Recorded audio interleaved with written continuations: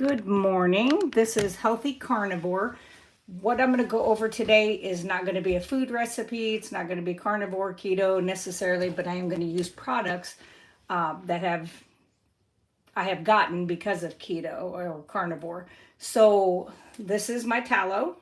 Okay. So I canned this. I purified it on 3/15. So March 15th, I did about 8 of those because I use the tallow to make that. And then this is what 2 cups of that clarified tallow looks like.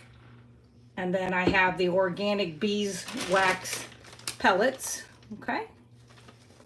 So what I'm going to do today, I've had a couple people ask if I would do live on how I made the tallow beeswax candles. And I have a little bit of time before I go see a patient today. So I'm going to just run through it really quick. It's a super simple recipe. I do not follow the recipe that I originally had. So I'm going to give you what I use. And that way, the reason I make it this way is because I'm sending these candles out to people. And with it coming up to summer, I want them to not be soft candles and take on all these other shapes in transit. So I do make mine a little bit more of a stiff type candle because I add more beeswax. So I'll give you the original recipe. That way, if you want to make your own at your house, you can do so. So if you wanted to make like 5 candles, which would be kind of like that size, okay, about 4 inches. If you wanted to make candles that size and you wanted to do about 5 of those, you would do 2 cups of tallow, and you want to have it rendered so it doesn't have any of the little bits or anything in it. You've cleaned it. And then you want to do 1/2 cup of the beeswax pellets. And then it says 75 drops of any essential oil that you want. And then of course you have your wicks and stuff that you could get. And these are organic wicks. So it says to glue the wicks into place of your items, but of course I can't do that because these are reusable. Not even sure what they're called. Anyway, they're reusable molds. Let's see. So then the next thing that I do is I take a pan of water, and I have very hard water, so I do add in some white vinegar to prevent it from getting the calcium buildup on there. So I'm going to do that. Not very much, just a little. I don't know, probably 1/4 of a cup maybe. And I'll probably have to add more water to that. So as I said, that's 2 cups of tallow, because what I'm going to do for like if you're wanting to make candles to sell and you need to ship them places, I'm doing 2 cups of tallow to at least 2 cups of beeswax. I may do 3 cups of beeswax. I'll just have to kind of see how it feels when I'm making it. And then 1/2 of these I'm going to make no scent. I have a lot of people who want the scent-free candles. Let me fix this a little, sorry. And then I have some people that really like the lemon scented candles. So I'm going to do 1/2 and 1/2. Okay, so I'll show you that. So I'm going to get this turned on, and that is not going to be enough water.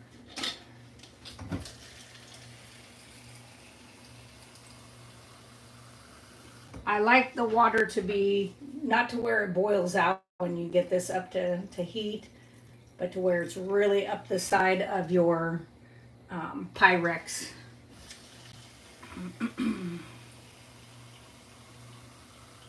I think I'm going to make some tallow lotion today too.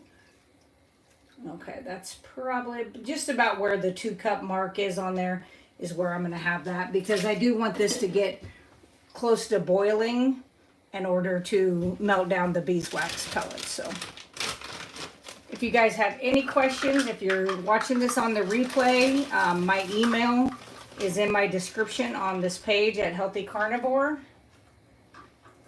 So that is 1 cup. And this is not perfectly measured out, blah, blah, blah. I'm not good at that. So,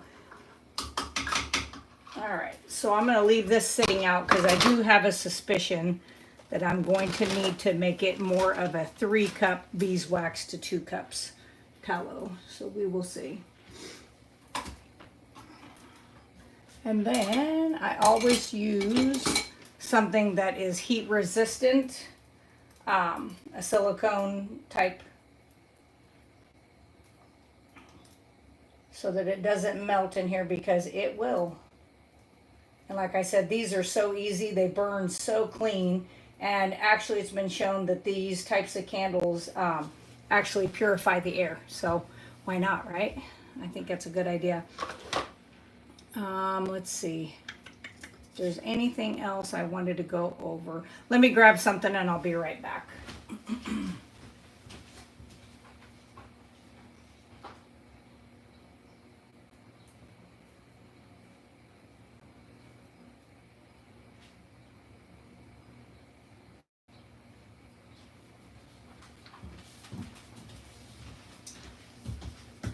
Also this morning, I actually started some dandelion tincture.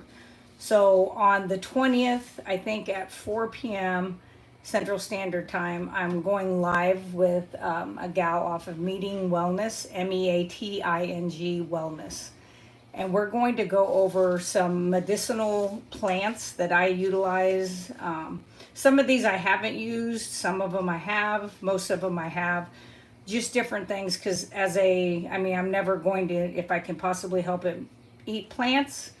But there are a lot of plants in our environment that are very healthy. You can use them as medicine as they were intended to be used.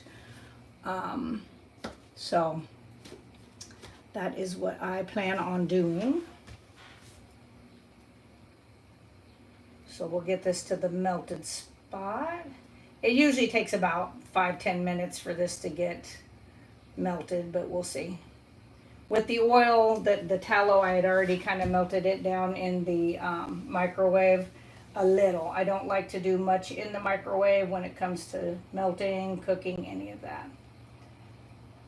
And I'm excited. I'm going over to my local butcher, kind of local,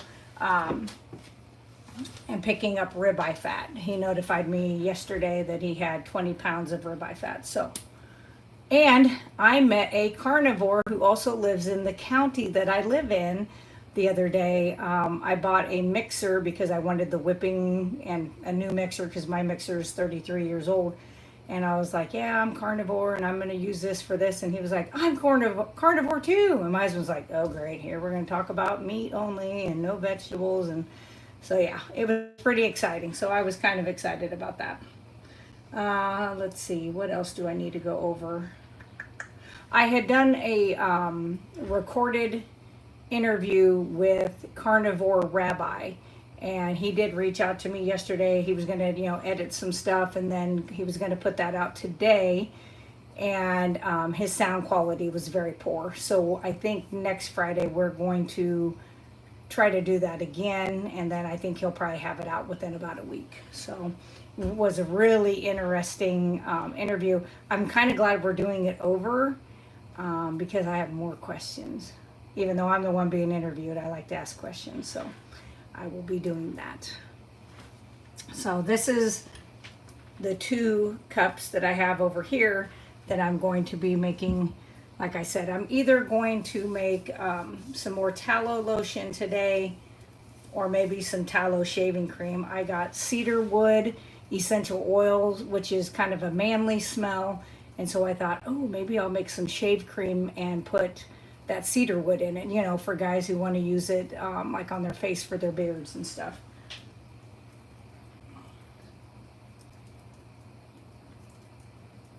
All right, looks like it's working up pretty good. I'm gonna go grab my tincture real quick just to kind of show you what it looks like as it's doing its thing.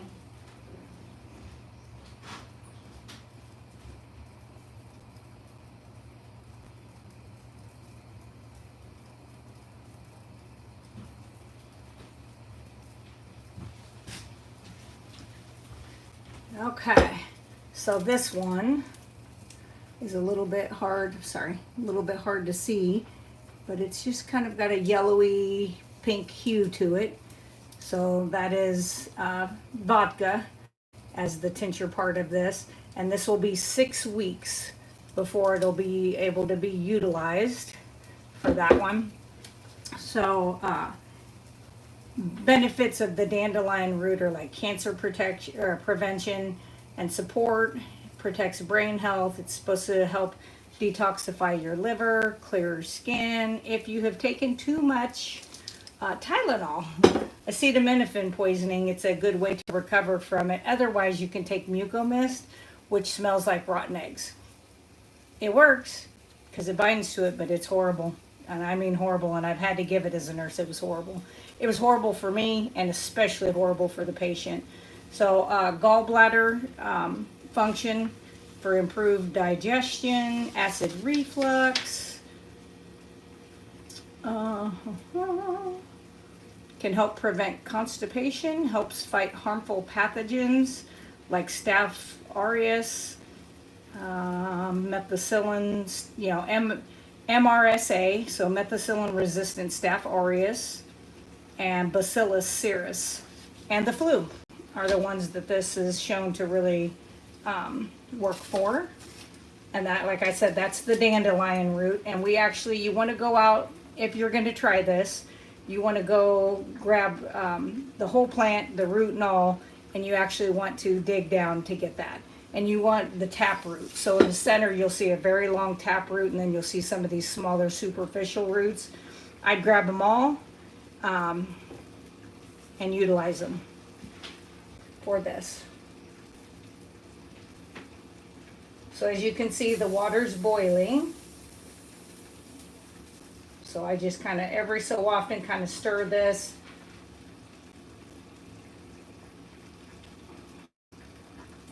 I put up some more body soap yesterday. It finally was cured. So I think there was 4 or 5 vanilla, and they're really big bars. And then lemon bars also. So I did put some more of those up on my site yesterday.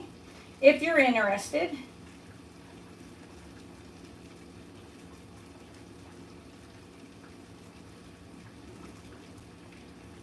Okay. And then I'll show you my other tincture that I have. So as you can see, it's kind of a purpley color, kind of like a wine. And what this is elderberry tincture, and it will be done as of Sunday.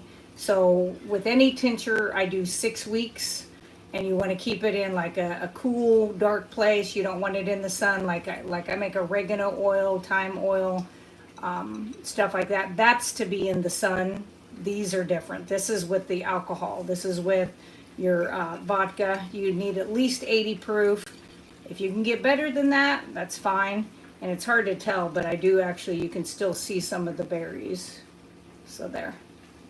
You can see where they're in the bottom there. Like that. Yeah.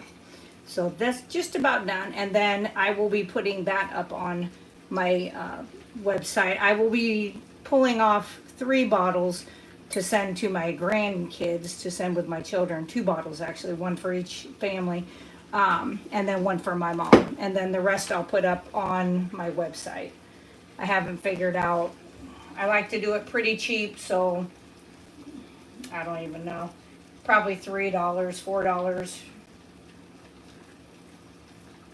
I like to try to keep everything is reasonably priced. I'm making this stuff, I figure, anyway for myself, my family, my patients. So I might as well sell some of it, but I don't have to be making a bunch of money off of it. So, and like I said, if there's other people and this is what they do for their living and they charge more, I have no problem with that. I have bought a lot of products from other people that were doing natural products and paid a lot more, and that's fine because that's what their job, you know, they stay at home and that's what they do for their work. So I have no problem with that. I like to have natural products, and anything that isn't helping all these humongous big companies, which unfortunately, I don't know if you guys are aware, I used to buy some stuff from Native, and they were bought out, and I did know who it was who bought them. I can't remember who bought them. Anyway, completely changed their formula and added in all of the chemicals that Native originally was so popular for not having. Those are now in there. They don't tell you that, on the front of the bottle. It still looks the same as it did, but when you turn it around, you see your sodium lauryl sulfates and stuff that you really don't want to put on your body. So in my tallow soaps that I do, it has nothing like that. The only type of stuff that's in it that isn't, it's an essential oil. That's the only thing I add into mine. Some of mine I don't even do that in. So it just kind of depends.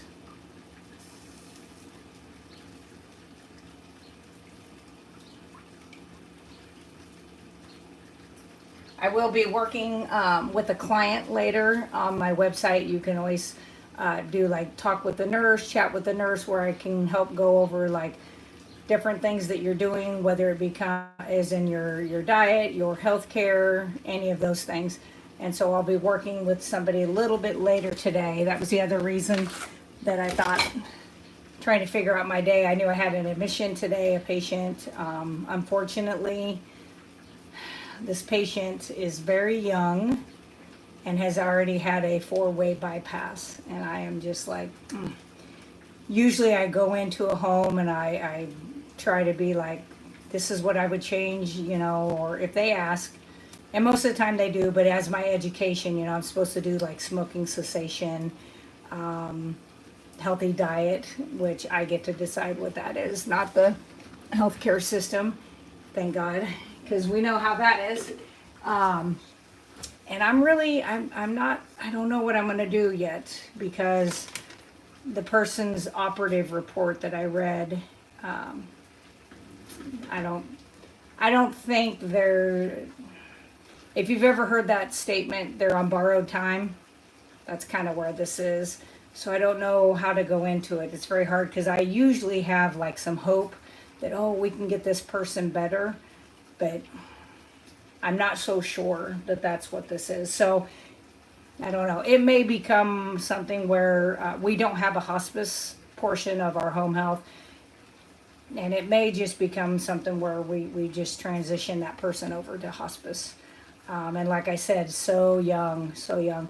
And the crazy thing is, the only thing I am going to go over is cholesterol with them, because, we have been just browbeat to believe that keeping your cholesterol low, not eating animal fat, taking these statins is going to keep you, from having cardiac disease, heart attack, stroke, these calcium blockages in your arteries. And this person was absolutely calcified everywhere.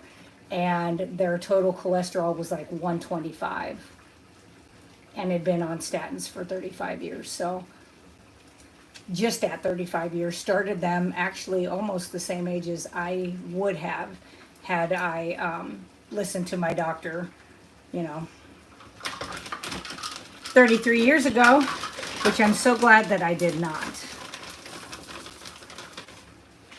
So I'm just going to check the consistency of this. I've done this enough times I can kind of tell, like, if I need it to be a little thicker.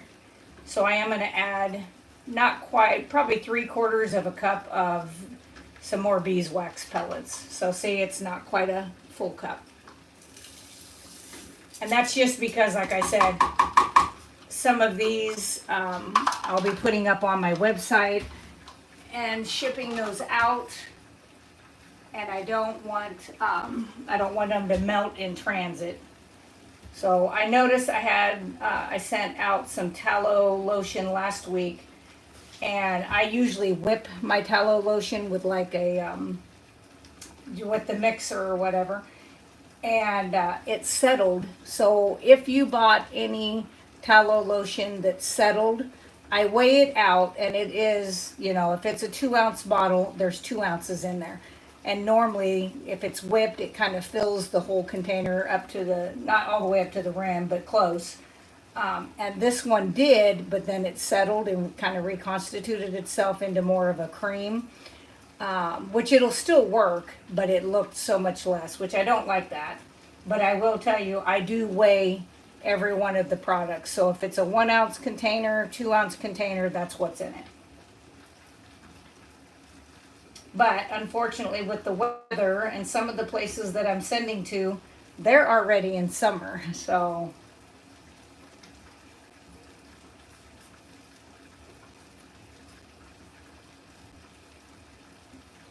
I'm gonna let that kind of do its thing. I'm gonna put this away so I can do this on the 20th.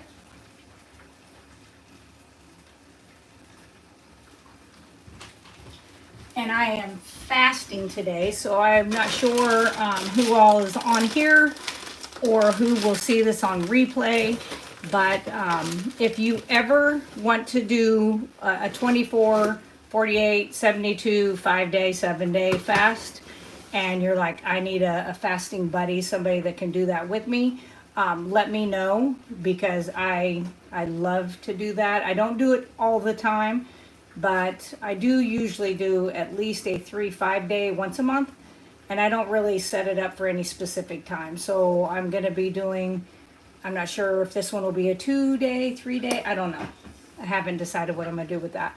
But if you ever want to have somebody kind of be your wingman on that, just let me know, and we'll try to work out something so that we can get some support out there to help other people, especially if you haven't done it much.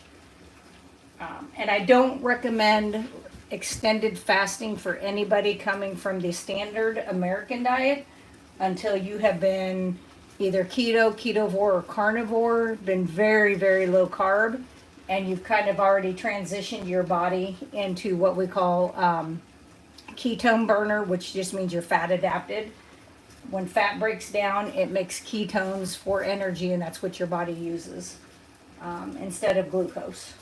Still makes a little bit of glucose in the liver through gluconeogenesis, so it's not that we're not making any.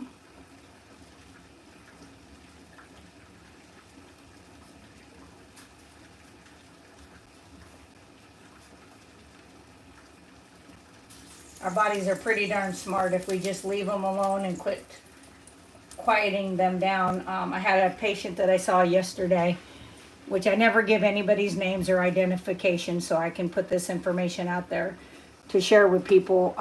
90, she said she was 93?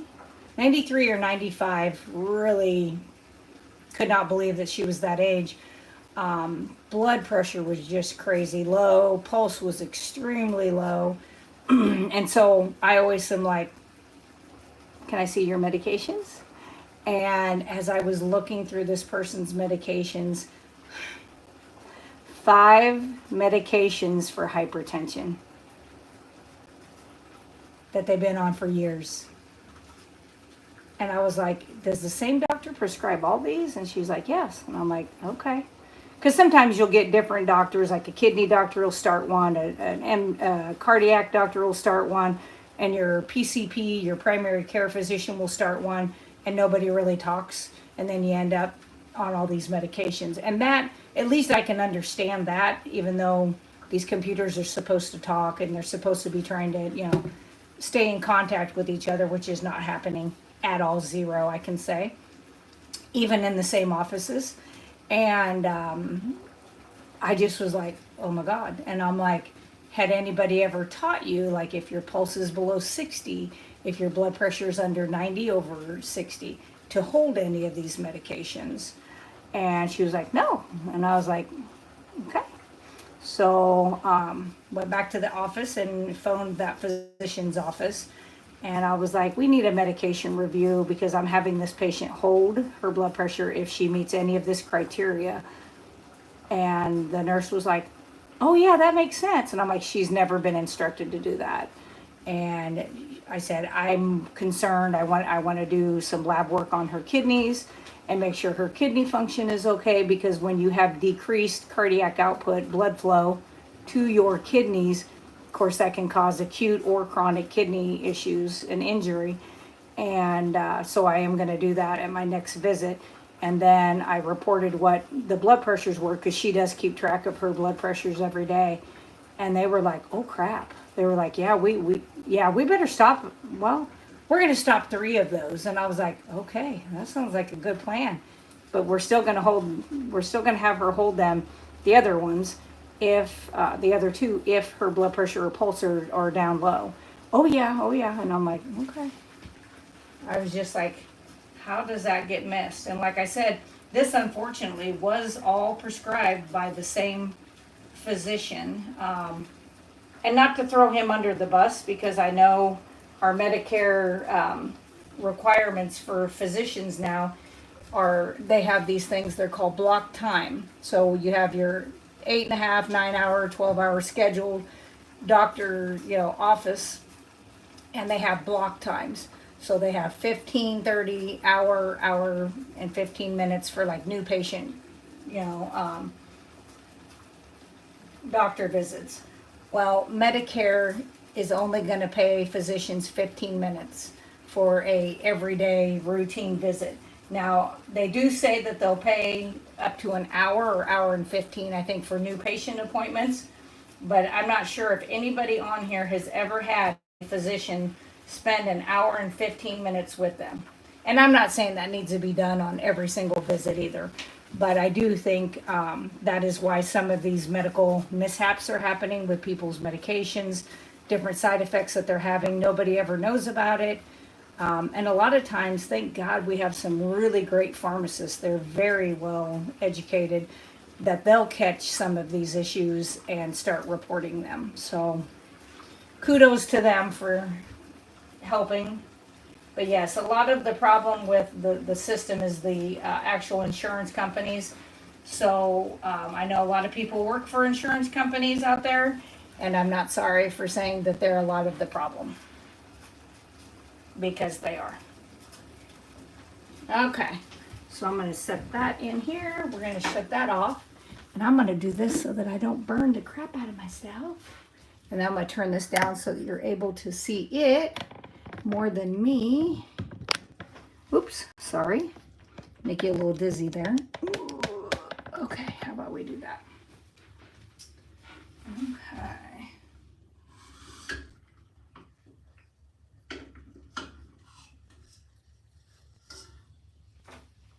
So I'm kind of klutzy, so I'm going to move this really hot water away from me, because I know me, and I will get myself.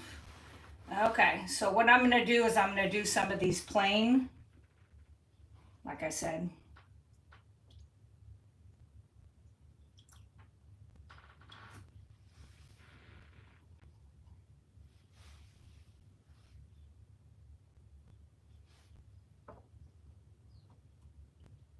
And I don't know who came up with that idea for these little sticks with the hole in the center, and it probably is not anything even major, but it's so cool to hold your wicks in place. I was like, yes.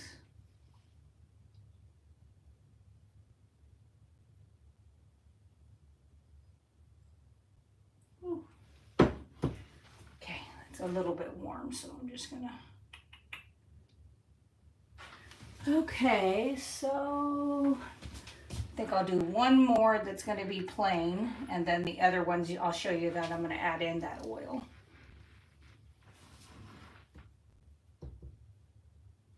These little silicone molds are really nice. I have like these cute little jars that look like canning jars. I do like those too. All right, let me try to move this without burning myself.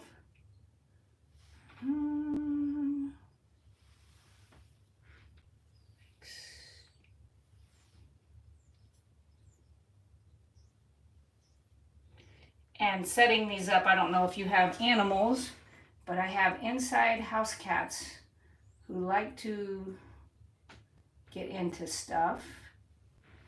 So I like to try to put this stuff back away from the edges. Ouch. Okay, so I'm going to go ahead and do the lemon.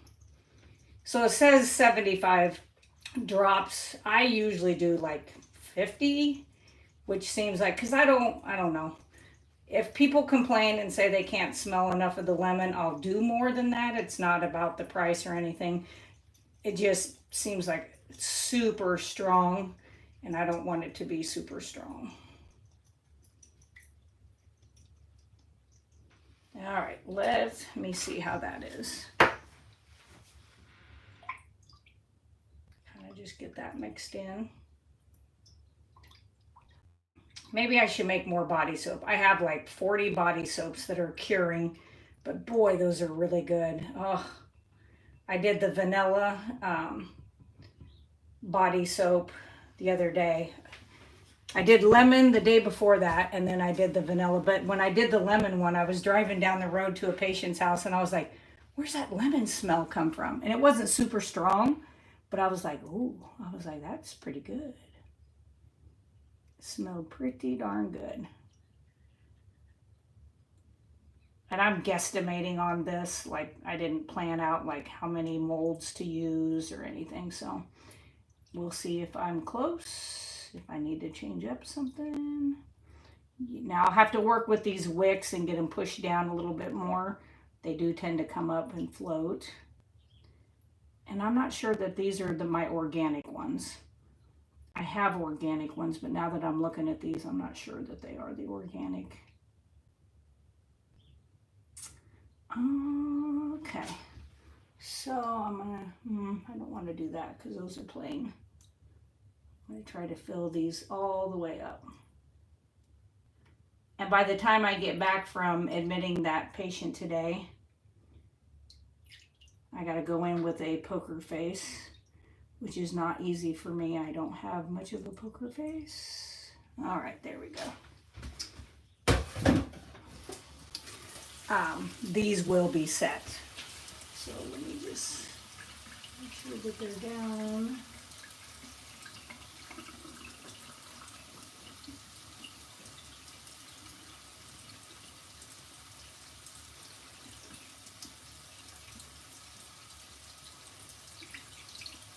Perfect. Turn this one a little. Okay, so I actually had one extra. So this is going to make 6 of the lemon and 4 of the plain is what that's going to be. So that's still pretty good. Good enough for what I'm doing. And like I said, I still have some of the lemon. I think I have some of the vanilla and 2 of the plain scented ones plus some smaller ones, I believe. Same with the shampoo bars. I do still have some of that.